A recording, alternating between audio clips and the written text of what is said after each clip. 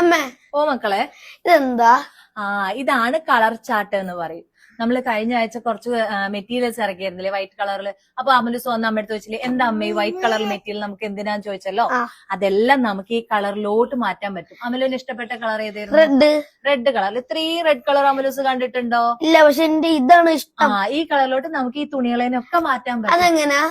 അതെങ്ങനെയാണ് അമലുസേ? ഒന്ന് എടുത്ത് നിൽക്കടാ മക്കൾ. അവിടെ ഒരു ബോക്സ് ഇരിക്കുന്നത് കണ്ടോ? ഇതോ? ആ ബോക്സ് എടുത്തിട്ട് ഓടി വാ. വേഗം വാ, അമ്മ കാണിച്ചു തരാമല്ലോ. ഇത് ഇതേപോലെ വന്ന വൈറ്റ് കളർ തുണികളായിരുന്നു. നമ്മളത് കസ്റ്റമേഴ്സിന് തയ്ച്ചു കൊടുത്തതിന്റെ സാമ്പിൾ പീസ് എടുത്ത് വെച്ചതാ.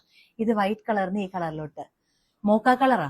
ഇതൊരു ഗോൾഡൻ യെല്ലോ കളറില്, അതേപോലെ തന്നെ ഒരു ഗ്രീൻ കളറും വയലറ്റ് കളറിലും, ഇത്രയും കളേഴ്സിലോട്ട്, അതായത് മക്കളെ 700 to 800 കളേഴ്സിലോട്ട് നമുക്ക് എന്ത് ചെയ്യാം, ഈ വൈറ്റ് കളർ മെറ്റീരിയലിനെ മാറ്റാം. അത് വെച്ച് ലാച്ച തയ്ക്കാം, പെൺകുട്ടികൾക്ക് ഉടുപ്പുകൾ തയ്ക്കാം, പട്ടുപാട് തയ്ക്കാം, അമലൂസിന് നല്ല ഷർട്ട്, ഷെർവാണി, ഇതൊക്കെ തയ്ക്കാൻ പറ്റും. നമുക്ക് ഒരു പട്ടുപാടയും കൂടി തയ്ക്കാൻ പറ്റും.